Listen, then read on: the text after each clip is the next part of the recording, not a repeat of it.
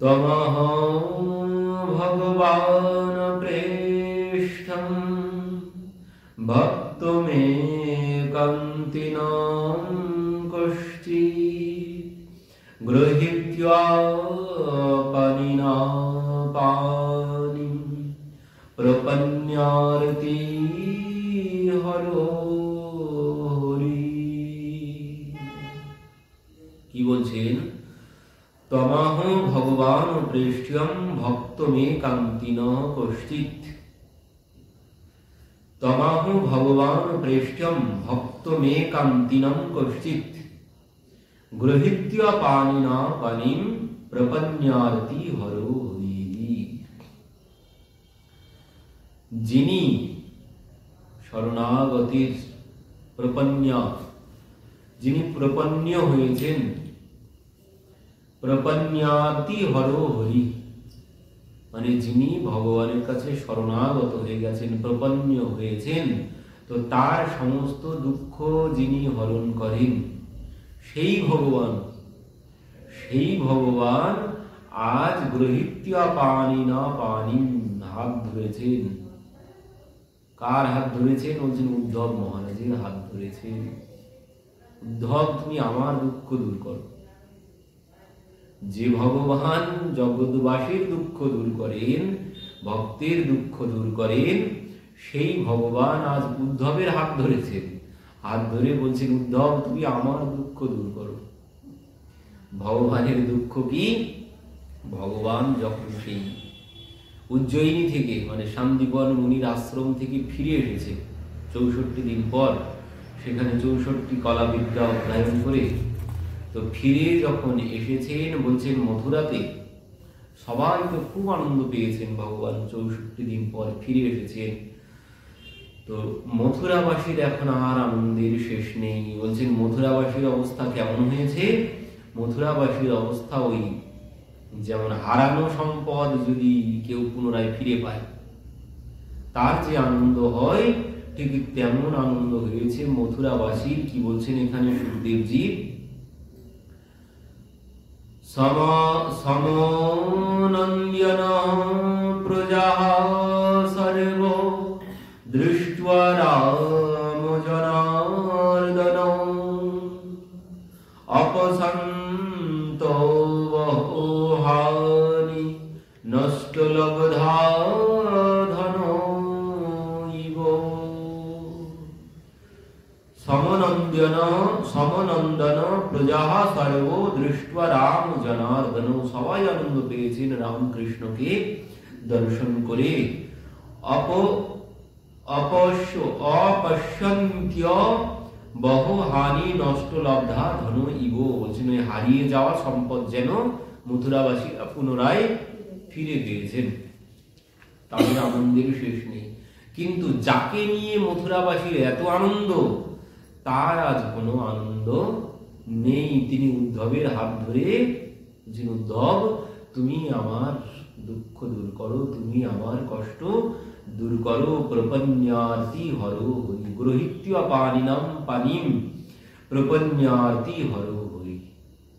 ভগবান বলছেন আমার দুঃখ তুমি দূর করো। উদ্ধব যিনি জগতের দুঃখ দূর করেন। তো ভগবানের দুঃখ কি? একদিন মা সকালবেলা ভগবানের জন্যে ভোজন নিয়ে গেছেন, মাখন রুটি নিয়ে গেছেন। আর যেই মা মাখন রুটি নিয়ে গেছেন, সেই এই মাখন রুটি দর্শন করেই দেবকী মা নিয়ে গেছেন মাখন রুটি। মথুরাতে দেবকী মা আছে, বসুদেব আর দেবকী মাতা, পিতা বসুদেব আর দেবকী মাতা এখানে আছেন। তো দেবকী মাতা মাখন আর রুটি নিয়ে গেছেন সকালবেলা। আর সেই মাখন আর রুটি দর্শন করেই ভগবান কাঁদতে শুরু করেছেন। কেন? ওই মা যশোদার কথা মনে পড়ে গেছে।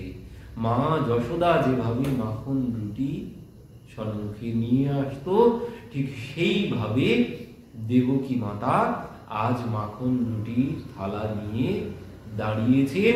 ভগবান দর্শন করেই কাঁদতে শুরু করেছেন। এই দেখে মা কিছু বুঝতে না পেরে কেন কাঁদছে কিছু বুঝতে না পেরে মা কি করেছেন, মা উদ্ধবের কাছে গেছে, উদ্ধবকে ডেকে নিয়ে এসেছে, কারণ ভগবানের সখা। তো এই জন্যে প্রাণের থেকেও প্রিয় উদ্ধব।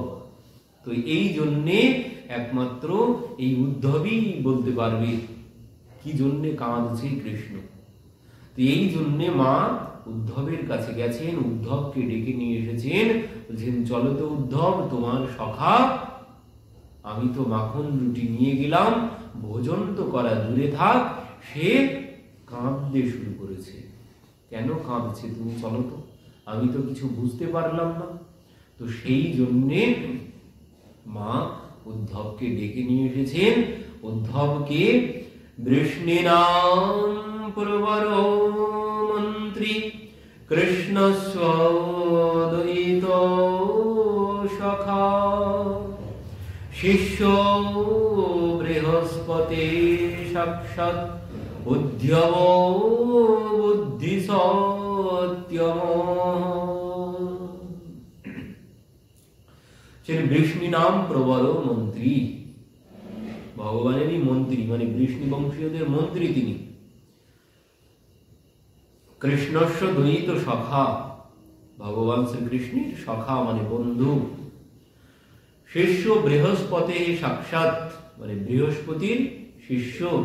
উদ্ধব বুদ্ধি সত্যম, বুদ্ধিতেও আবার শ্রেষ্ঠ। তো সেই উদ্ধব হচ্ছেন ভগবানের সখা। আর কি ছিলেন? অর্জুন সখা, সুদামা সখা, এই তিনজন সখা। তো উদ্ধবকে মা আজ ডেকে এনেছেন। উদ্ধব এসে জিজ্ঞাসা করছেন কি হয়েছে তোমার? মা বলল তুমি নাকি ভোজন টোজন কিছু করছো না, শুধুমাত্র কাঁদছো, তোমার কি হয়েছে? এবার উদ্ধব এসে যেই বলেছে ভগবান আরো জোরে কাঁদতে শুরু করেছেন। মানে ওই যখন কেউ একটু আদরের মানুষ, মানে প্রাণের মানুষ যখন পায়, তখন আরো বেশি করে তার সম্মুখে কাঁদতে শুরু করে। একা একা কিছুটা চেপে রাখা যায়, কিন্তু যেই কারোর কাছে প্রকাশ করার মতো ব্যক্তি, যদি প্রাণের ব্যক্তি পাওয়া যায়, তার কাছেই সমস্ত দুঃখ সব উজাড় করতে শুরু করে। তো ভগবানও ঠিক সেই অবস্থা। উদ্ধবকে দেখে ভগবানের কান্না আরো বেড়ে গেছে। উদ্ধব বলছে কি হয়েছে, এত কাঁদছো কেন? বলো তো দেখি কি হয়েছে, কি জন্যে কাঁদছো? মাও তো কষ্ট পাচ্ছে, তুমি ভোজন করলে না, এই জন্যে মাও তো কষ্ট পাচ্ছে, তো তোমার কি হয়েছে? তখন ভগবান বলতে শুরু করেছেন, উদ্ধব উদ্ধব মোহি ব্রজ বিসেরত নাহি, উদ্ধব মোহি ব্রজ বিসেরত নাহি, হংস সুতা কো সুন্দর কলরব, হংস সুতা কো সুন্দর কলরব, और कदमन की छाई, उद्धव मोहि ब्रज बिसेरत नाहि, उद्धव मोहि ब्रज बिसेरत नाहि। ये मथुरा कांचन की नगरी, ये मथुरा कांचन की नगरी, मणि मुक्ता तेहि माही, जब ही सुरत बतवा सुख की, जब ही सूरत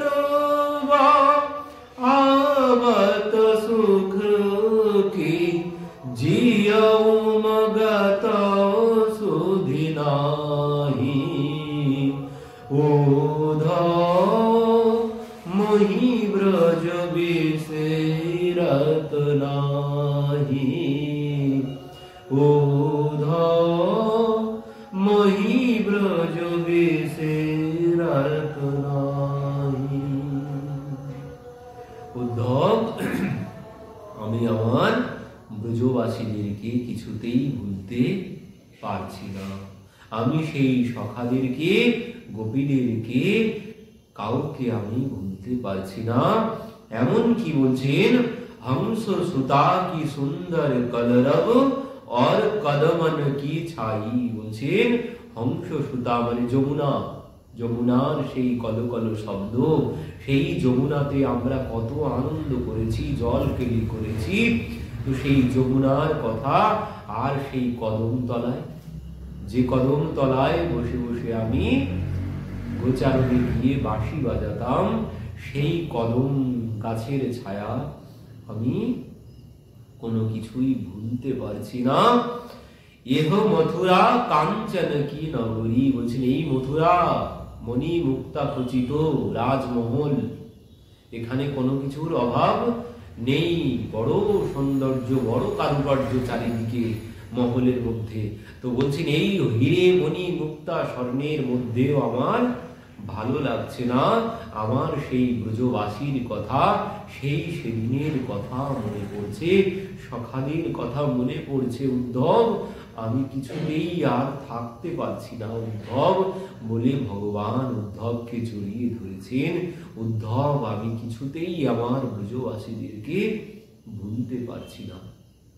উদ্ধব বলছেন শান্ত হও, এমন করতে নেই। তুমি তো বলো, তুমি তো সবাইকে বোঝাও। এমন মায়া, এমন মমতা, এত মোহ, এ তো ভালো না। তুমি তো সবাই বোঝাও, বড় বড় পণ্ডিতরা তারাও তো এই কথা বলে। কি বলছেন, কन्हैया उचित नहीं है इतन माया ममता मोह प्रसार और अंते तो कहो ये सपनोमय संसार। বলছেন कन्हैया उचित नहीं है इतना माया ममता मोह प्रसार और अंते तो कहो ये सपनो सो संसार।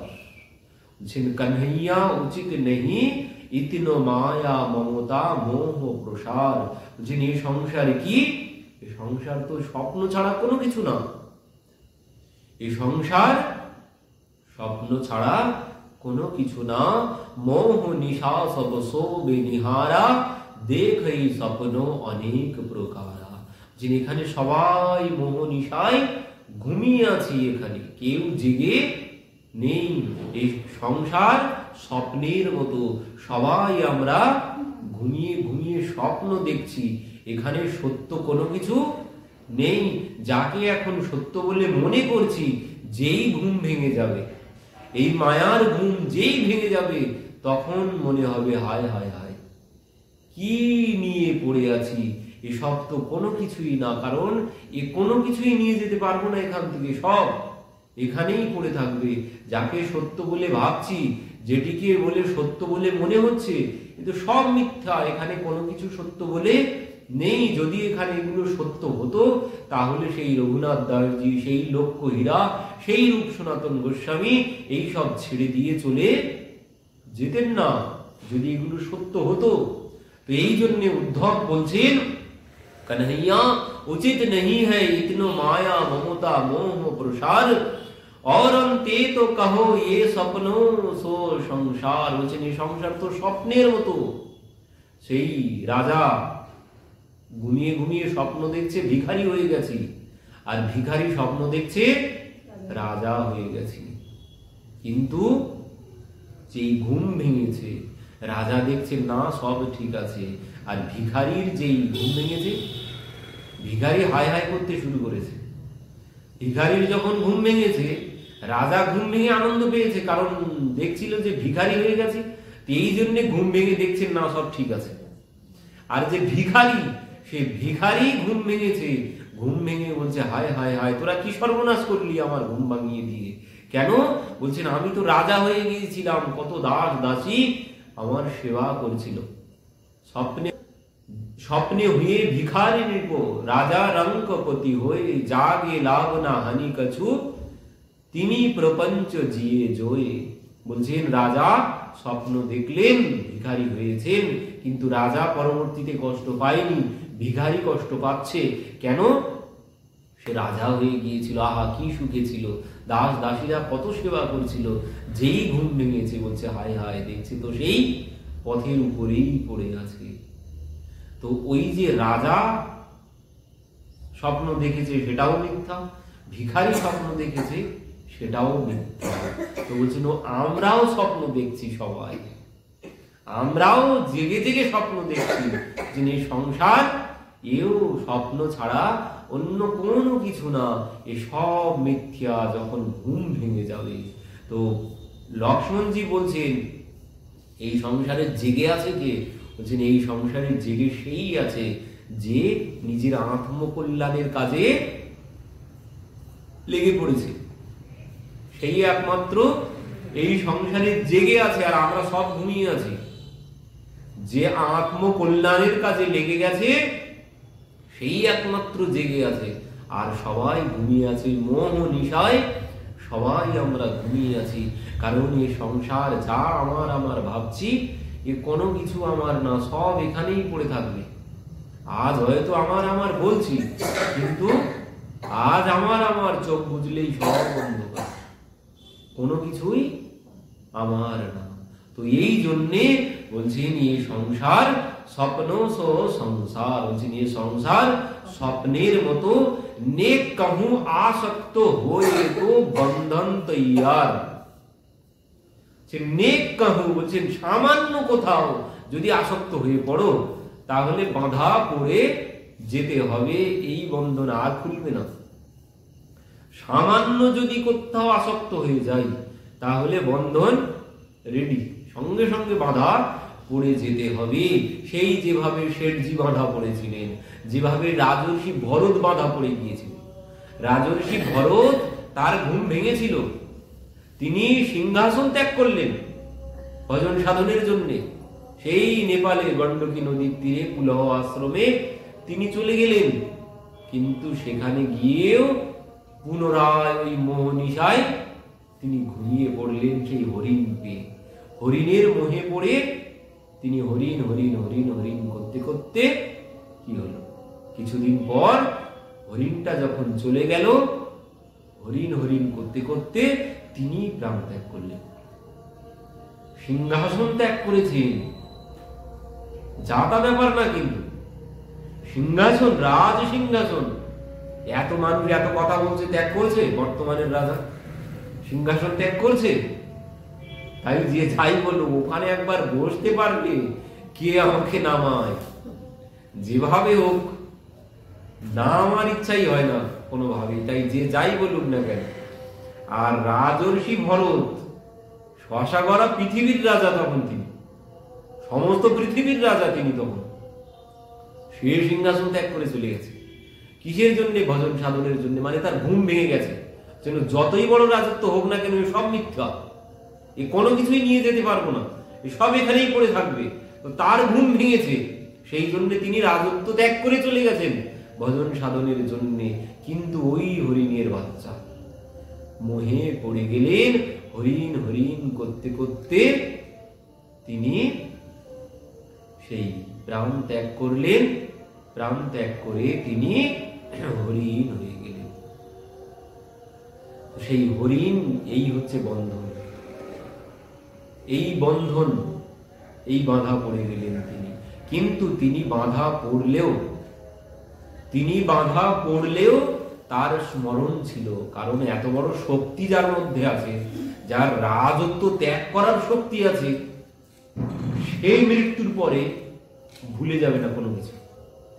তার যদি অধোগতিও হয়, মানে যার এত বড় শক্তি যে রাজত্ব ত্যাগ করেছে ভগবানের জন্যে, ভগবানের জন্যই রাজত্ব ত্যাগ করেছে, তো ভগবানের জন্য রাজত্ব ত্যাগ করার পরে, মানে এত বড় ত্যাগের পরেও যদি সামান্য ভুলের জন্য তিনি হরিণ জনিতে গেছেন, গেলে কি হবে পূর্বের কথা সব মনে আছে, কারণ মনের শক্তি আছে। এই মনের শক্তির জন্য তিনি কিছু ভুলে যাননি। তখন পস্তাতে শুরু করলেন, হায় হায় হায়, এ কি সর্বনাশ করলাম,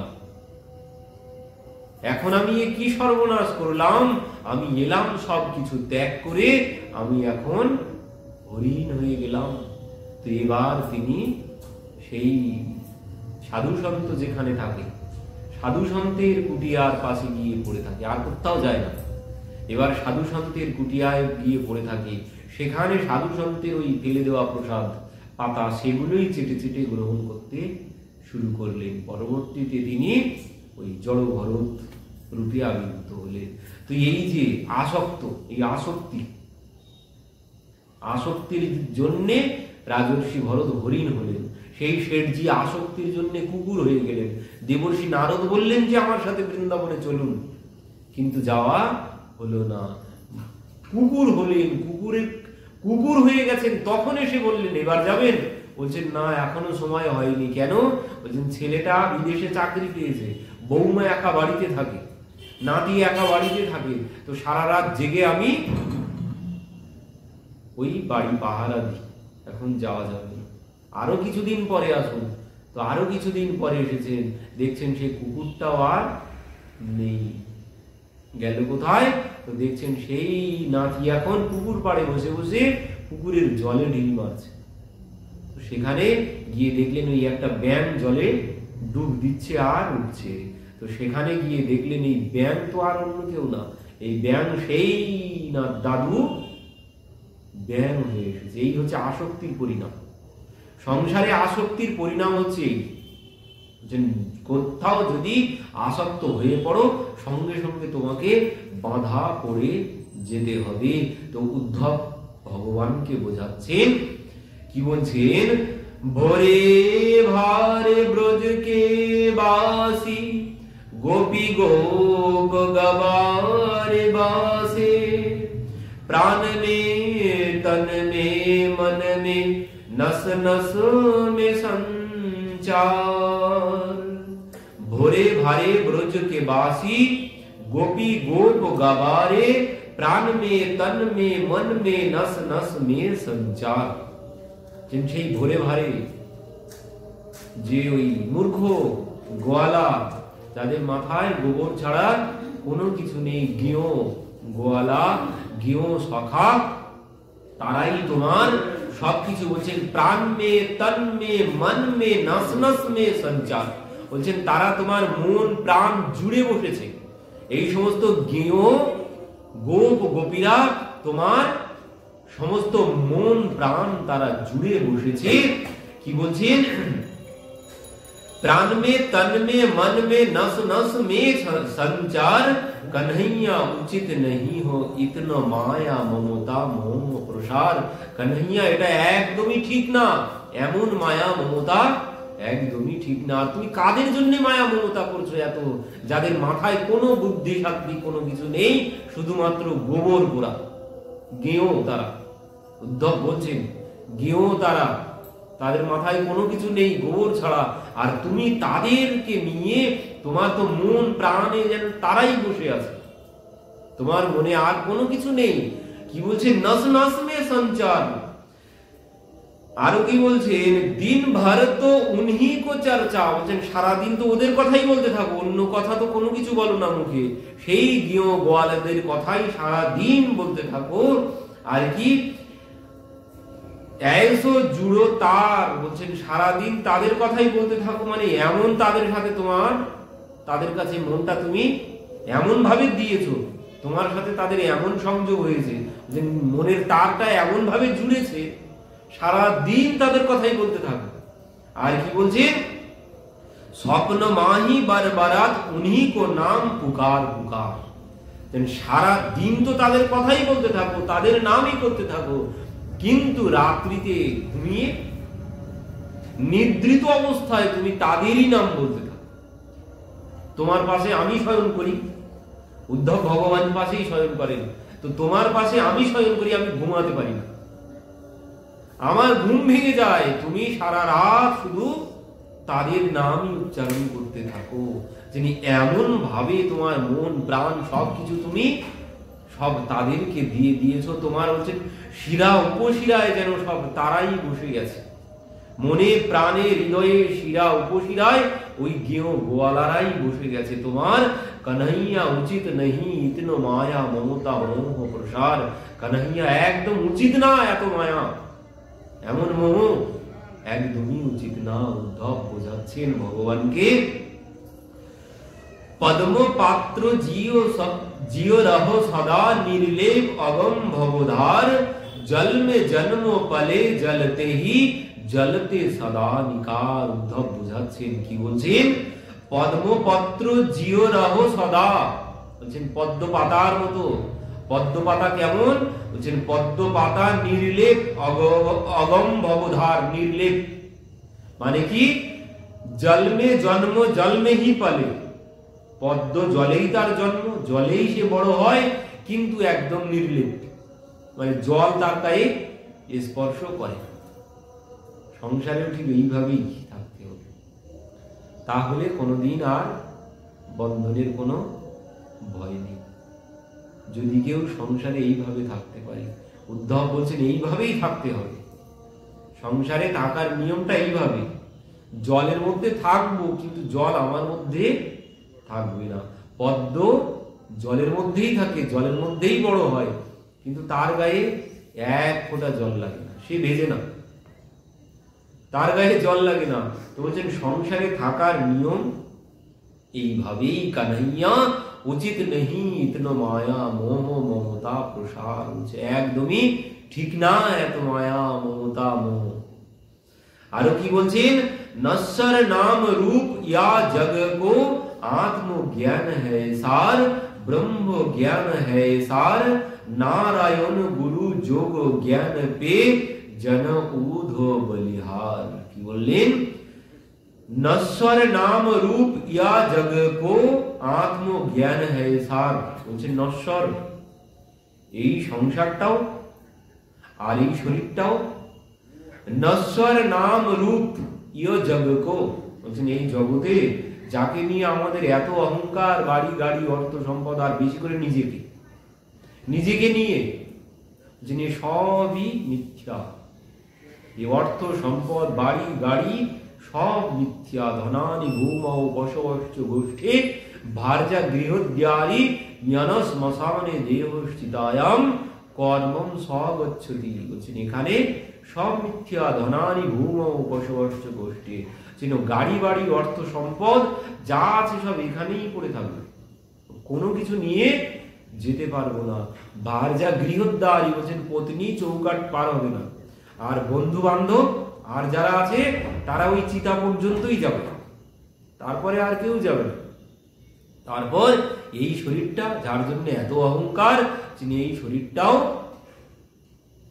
চিতা, ওই শ্মশানে চিতা পর্যন্তই, তারপরে আর এই শরীরটাও যাবে না। তারপর যাবে কে? তারপর যাবে কর্ম স্বগচ্ছতি। বলছেন একমাত্র কর্মই নয়, যে কর্ম করব সেই কর্মই সাথে যাবে, অন্য কোনো কিছু যাবে না। এই জন্য বলছেন নশ্বর নাম রূপ ইয়া জগ কো আত্মজ্ঞান হ্যায় সার। বলছেন সব মিথ্যা, এই জগতে রূপ ধন দৌলত বাড়ি গাড়ি সব মিথ্যা। একমাত্র সার কি? এই জগতে সার হচ্ছে আত্মজ্ঞান। আত্মজ্ঞান কি? আত্মজ্ঞান হচ্ছে আমি কে, কে আমার, কেন জানে তাপত্রয়। আমি কে, কোথা থেকে এসেছি, কেন এসেছি, কোথায় যেতে হবে, এই জ্ঞান, একেই বলে আত্মজ্ঞান। তো বলছেন এটাই একমাত্রই সংসারের সার। এই ছাড়া সংসারে আর কোনো কিছু সার নেই। কানহাইয়া উচিত নেহি ইতিনো মায়া মমতা মোহ প্রসার।